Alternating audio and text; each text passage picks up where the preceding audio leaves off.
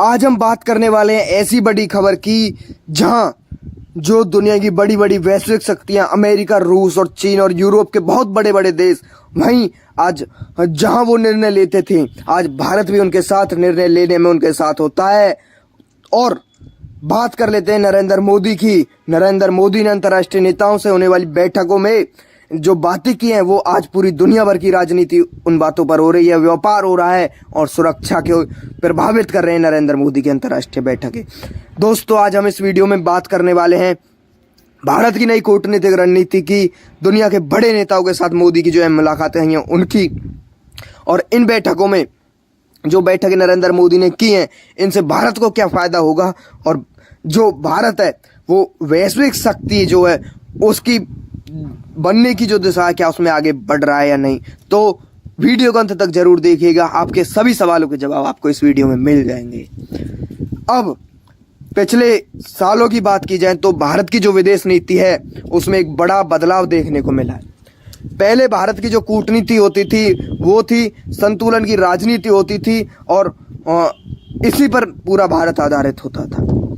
मगर जो अब भारत है उसने अपनी भूमिका को और भी ज़्यादा एक्टिव लेना, उस पर काम करना शुरू कर दिया है।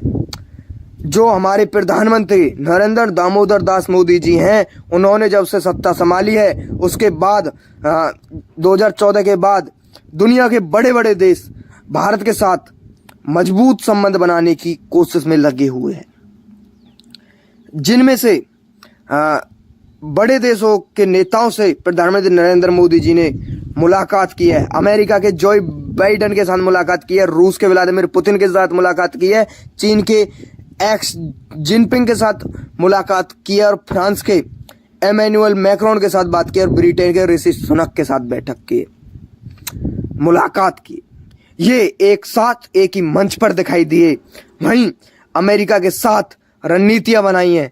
भारत और अमेरिका के संबंध पिछले बीते हुए सालों में काफ़ी ज़्यादा मजबूत देखने को मिले हैं और प्रधानमंत्री नरेंद्र मोदी और अमेरिका के राष्ट्रपति जो जो बाइडेन थे उनके बीच बहुत सारी अहम बैठकें हुई हैं। और इन बैठकों में बात जो हुई है, जो मुद्दे थे वो ये थे, पहला रक्षा सहयोग का मुद्दा, दूसरा इंडो पैसिफिक सेफ्टी का मुद्दा, तीसरा तकनीकी साझेदारी का मुद्दा और चौथा व्यापार और इन्वेस्टमेंट का मुद्दा।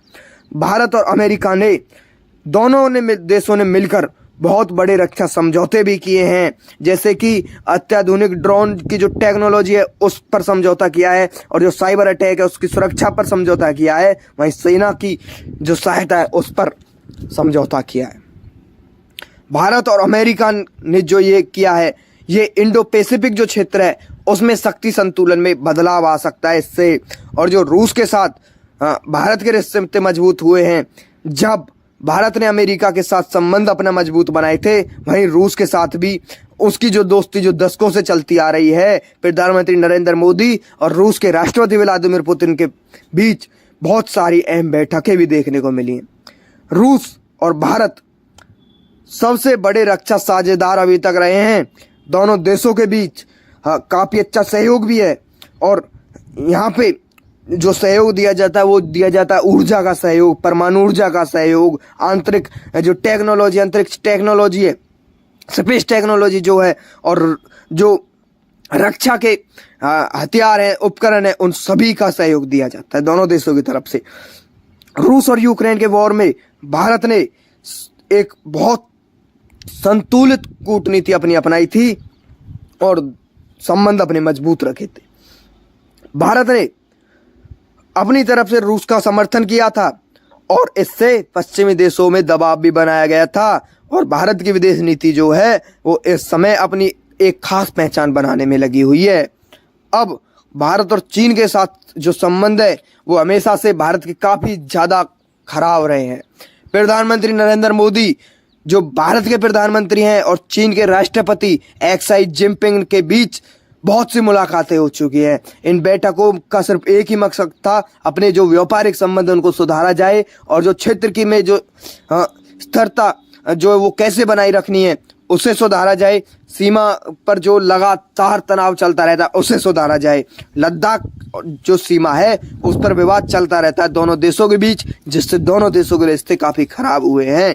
और भारत ने इस पर उनसे ये भी कहा था कि वो इस पर बातचीत भी कर सकते हैं। और जो यूरोप है, भारत ने यूरोप के कई बड़े देशों के साथ अपने संबंध भी बनाए हैं, जैसे कि फ्रांस और ब्रिटेन। फ्रांस के इमैनुअल मैक्रोन और ब्रिटेन के ऋषि सुनक। फ्रांस और भारत के बीच जो रक्षा की जो सहयोग है, जो सहायता है, वो तेजी से बढ़ती दिखाई दे रही है। और फ्रांस और जो भारत है वो एक रणनीतिक साझेदार भी अब आपस में बन चुके हैं। ब्रिटेन के साथ जो व्यापार समझौता है उस पर भी बातचीत चल रही है।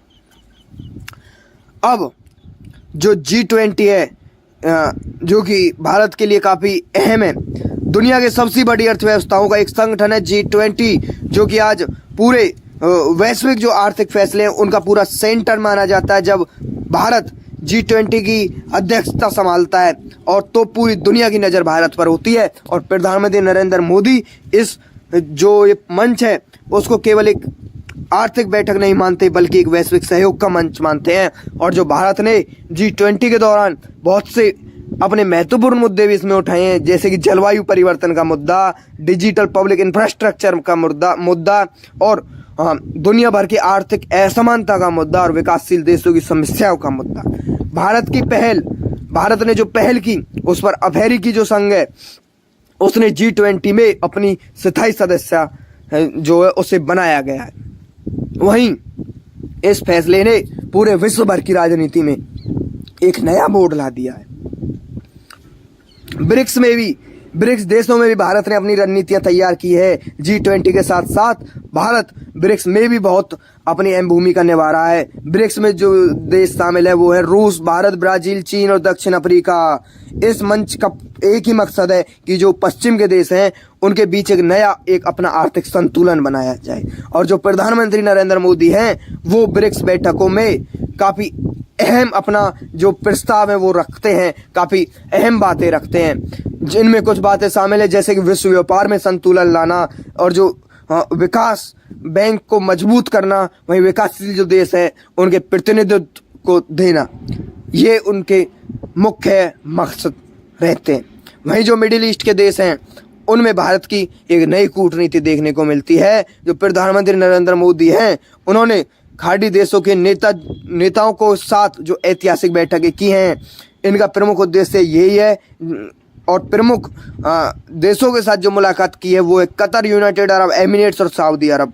इन बैठकों में जो राजनीतिक बैठक ये नहीं मानी जा सकती, क्योंकि ये भारत की अर्थव्यवस्था पर भी इसका बहुत ज़्यादा असर पड़ चुका है। और जो खाड़ी देश हैं वो भारत के लिए एक बड़े ऊर्जा के संसाधन हैं और लाखों की जनसंख्या में भारतीय वहाँ रहते भी हैं। और इन देशों के साथ मजबूत संबंध रखना भारत के लिए एक मजबूरी भी है और बहुत ज़रूरी भी है। इजराइल और अरब देश के बीच भारत ने संतुलन बनाया हुआ है। और इजराइल और अरब के जो देश हैं वो भारत ने एक तरफ इजराइल के साथ अपनी जो रक्षा है और टेक्नोलॉजी है उसके साथ सहयोग बढ़ाया है, वहीं अरब देश हैं जो उनके साथ अपने मजबूत संबंध बनाए हैं और संतुलन बनाया है। और ये भारत की कूटनीतिक सफलता का एक बड़ा अवसर माना जाता है। बात कर लेते हैं जो वैश्विक यानी कि विश्व स्तर पर जो भारत की भूमिका वो क्या है। जब दुनिया में कोई संकट आता है या दुनिया किसी युद्ध से गुजरती है जिससे पूरी दुनिया भर को काफ़ी ज़्यादा हानि हो सकती है, तो इसमें भारत सबसे ज़्यादा अहम रोल निभाता है। महामारी जब आई थी, महामारी कोविड आया था जब, तो भारत ने कई देशों को वैक्सीन भी दी थी। और वहीं युद्ध के समय भारत ने नागरिकों को कई देशों से अपने नागरिकों को वहाँ से सुरक्षित और सेफली निकाल लिया था। वहीं संकट के समय भारत ने विकासशील देशों की भी मदद कर रखी है और भारत की वैश्विक छवि इससे और भी ज़्यादा मजबूत देखने को मिलती है। प्रधानमंत्री नरेंद्र मोदी की कूटनीति सिर्फ इतनी नहीं कि वो भारत का विकास करें, बल्कि वो वहाँ बात करते हैं जिससे कि विश्व में वो अपना सहयोग दे सके, भारत देश का नाम कर सके। ये उनकी मुख्य रणनीतियाँ होती हैं।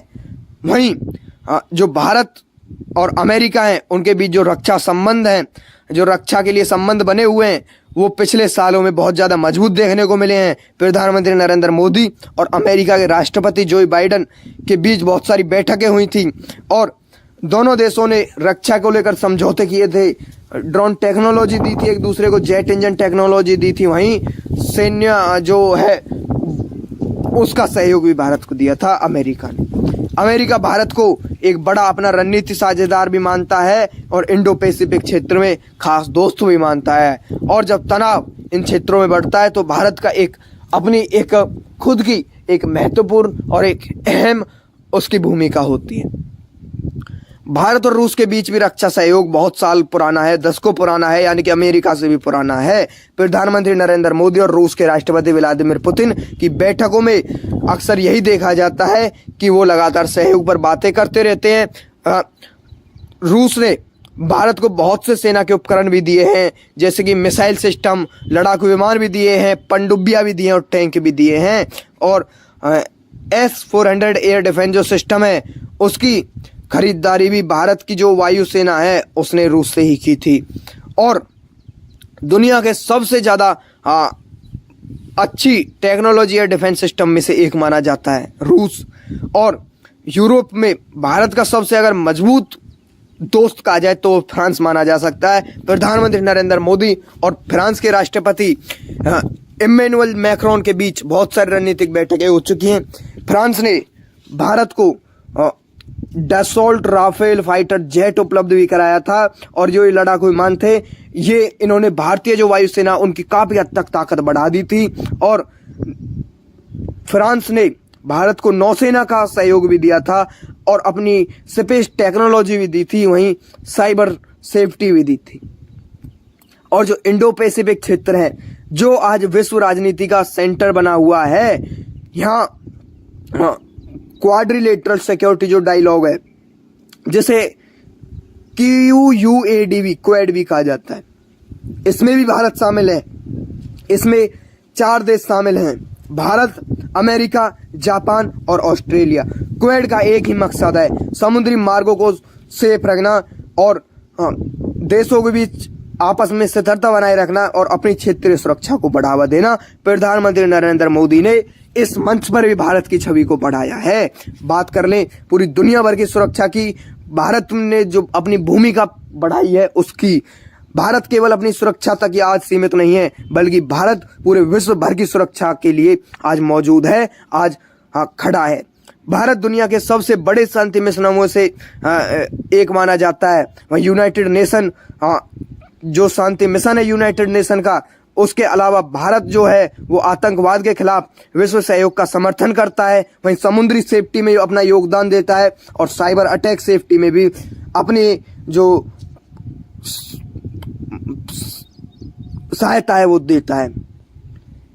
ये सभी प्रयास आज भारत कर रहा है और अपनी जो अंतर्राष्ट्रीय स्तर की छवि बनी हुई है उसको मजबूत करने में लगा हुआ है। और जो विश्व व्यापार है, पिछले सालों में भारत ने कई अंतर्राष्ट्रीय व्यापार में अपनी मजबूत पकड़ बनाई है। प्रधानमंत्री नरेंद्र मोदी की जो सरकार है, भारतीय जनता पार्टी की जो सरकार है, उसने बहुत सारे व्यापार समझौते किए हैं। इन समझौतों का सिर्फ एक ही उद्देश्य था, वो है विदेशी इन्वेस्टमेंट को बढ़ाना और निर्यात को बढ़ावा देना और जो भारत है उसको विश्व व्यापार का एक बड़ा सेंटर बनाना। आज दुनिया की बहुत बड़ी बड़ी कंपनियां भारत में इन्वेस्ट कर रही हैं और जो भारत UAE है, यूनाइटेड अरब एमिरेट्स और भारत के बीच एक साझेदारी समझौता भी हो चुका है और ये एक ऐतिहासिक जो कदम भारत ने उठाया है। दोनों के देशों के बीच व्यापार समझौते के बाद व्यापार बहुत फास्टली बढ़ा है। वहीं इससे भारत को जो लाभ हुआ वो ये हुआ है कि इन्वेस्टमेंट के नए मौके मिले हैं और जो ऊर्जा है उसमें सहायता मिली है और भारत या जो उत्पाद है उनको एक बहुत बड़ा बाजार उसके लिए खुला है। प्रधानमंत्री नरेंद्र मोदी और जो यूनाइटेड अरब एमिरेट्स है इसके बीच कई बैठकें लगातार हो चुकी हैं। वहीं भारत और यूरोप के बीच भी जो व्यापार संबंध है वो लगातार मजबूत होते दिखाई दे रहे हैं। भारत के संबंध फ्रांस और यूनाइटेड किंगडम के साथ काफी तेजी से मजबूत होते दिखाई दे रहे हैं। ब्रिटेन के प्रधानमंत्री ऋषि सुनक ने और भारत के प्रधानमंत्री नरेंद्र मोदी के बीच व्यापार समझौते को लेकर एक बातचीत भी हो चुकी है, एक बैठक भी हो चुकी है। इस समझौते के बाद दोनों देशों में व्यापार और इन्वेस्टमेंट काफी ज्यादा बढ़ चुका है। बात कर लें टेक्नोलॉजी की, तो आज की दुनिया टेक्नोलॉजी पर निर्भर है और जिसके पास टेक्नोलॉजी ज्यादा वो सबसे ज्यादा ताकतवर। भारत ने इस मामले में भी दुनिया के कई देशों की सहायता ली है। प्रधानमंत्री नरेंद्र मोदी ने डिजिटल टेक्निक को भारत की विकास की रणनीति का एक बहुत बड़ा मुद्दा बनाया है और भारत के जो डिजिटल जो भुगतान प्रणाली है, स्टार्टअप इकोसिस्टम है, आर्टिफिशियल इंटेलिजेंस है, इसने बहुत सारी अंतर्राष्ट्रीय कंपनियां जो हैं भारत में टेक्नोलॉजी इन्वेस्टमेंट कर रही हैं और भारत को इससे एक ग्लोबल टेक्नोलॉजी हब बनाने की दिशा मिल रही है। वहीं भारत को मैन्युफैक्चर जो हब है वो बनाने की रणनीति भी प्रधानमंत्री नरेंद्र मोदी ने तैयार कर ली है। प्रधानमंत्री नरेंद्र मोदी भारत को एक मैन्युफैक्चरिंग का पूरा सेंटर बनाने की योजना में लगे हुए हैं, प्लानिंग कर रहे हैं और इस अभियान को जल्दी ही शुरू करने वाले हैं। मेक इन इंडिया को प्रधानमंत्री नरेंद्र मोदी, इसका जो मकसद है वो यही है कि भारत में उत्पादन को बढ़ाना, विदेशी कंपनियां जो भारत में इन्वेस्टमेंट करें उनको आकर्षित करना भारत के लिए और वहीं रोजगार के अवसर लोगों को देना।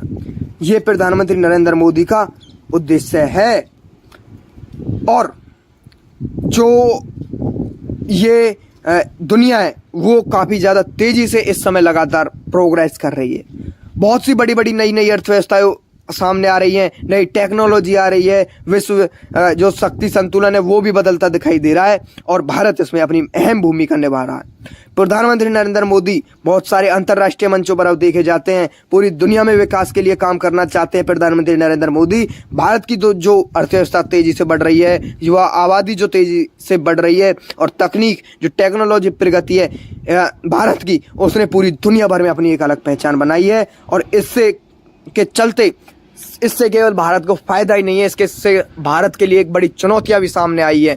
भारत की जो अर्थव्यवस्था लगातार तेजी से बढ़ रही है, मगर भारत को कई जगह पर संतुलन बनाकर चलने में कई बार सोच समझकर कदम रखना पड़ता है। सीमा विवाद ना छिड़ जाए, कहीं उनकी ऊर्जा सुरक्षा जो है उस पर कोई दिक्कत ना आ जाए, उन टेक्नोलॉजी पर कोई दिक्कत ना आ जाए और जो विश्व की आर्थिक प्रतिस्पर्धा है उसको भी देखकर चलना पड़ता है।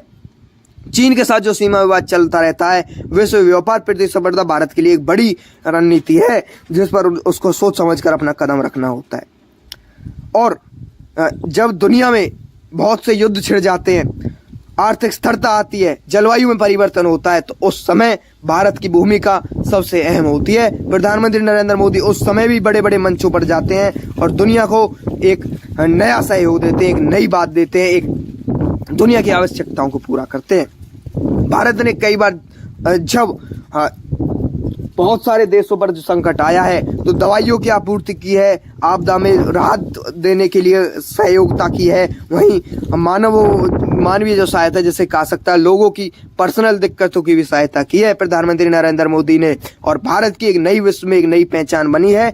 आज जो पहले की छवि थी भारत की और जो आज की छवि उसमें काफी ज्यादा अंतर है। भारत एक विकासशील देश नहीं रहा है बल्कि एक विश्व की नीति निर्माता के रूप में ऊपर आ रहा है और जो विश्व के जो बड़े बड़े मंच है उनमें भारत की आवाज काफी जो ध्यान लगाकर सुनी जाती है। प्रधानमंत्री नरेंद्र मोदी ने भारत को आर्थिक शक्ति दी है, रणनीतिक शक्ति दी है और कूटनीतिक शक्ति दी है और जो आने वाले साल हैं उनमें भारत अपने बहुत तेजी से ऊपर जाएगा, अर्थव्यवस्था बहुत तेजी से ऊपर बढ़ेगी, टेक्नोलॉजी में विकास होगा, कूटनीतिक संतुलन बनाए जाएंगे और ये दुनिया भारत को एक अलग नजरिए से देखेगी। प्रधानमंत्री नरेंद्र मोदी अंतर्राष्ट्रीय नेताओं से जो होने वाली बैठक उन्होंने की है वो सिर्फ एक राजनीतिक बैठक ही नहीं बल्कि एक भविष्य की विश्व की राजनीति बल्कि और एक आर्थिक सहयोग, एक अंतर्राष्ट्रीय इंटरनेशनल लेवल की सुरक्षा व्यवस्था पर बातें हुई हैं। भारत की कूटनीति का यह सफर केवल आज की कहानी नहीं है बल्कि आने वाला भविष्य है। तो यहीं हम वीडियो को अंत करते हैं। वीडियो अच्छी लगी वीडियो को लाइक कर दो, एएनएन न्यूज़ चैनल को सब्सक्राइब कर दो और आपको अगर ऐसी वीडियो देखनी है और आप हमारी इन वीडियो से सहमत हैं तो नीचे प्यारा सा कमेंट कर दिया करो, उसमें बता दिया करो कि कौन सी वीडियो आपको अधिक अच्छी लगी, ताकि हम आने वाले समय में आपके लिए ऐसी वीडियो बनाएं। और आप लोग के लिए ये समझना बहुत ज़रूरी है कि NN न्यूज़ आपको सटीक और सही जानकारी देता है। तो इस वीडियो को करते हैं अंत, मिलते हैं एक नई वीडियो में एक और नई बड़ी जानकारी के साथ। और NN न्यूज़ में आपका बहुत बहुत धन्यवाद।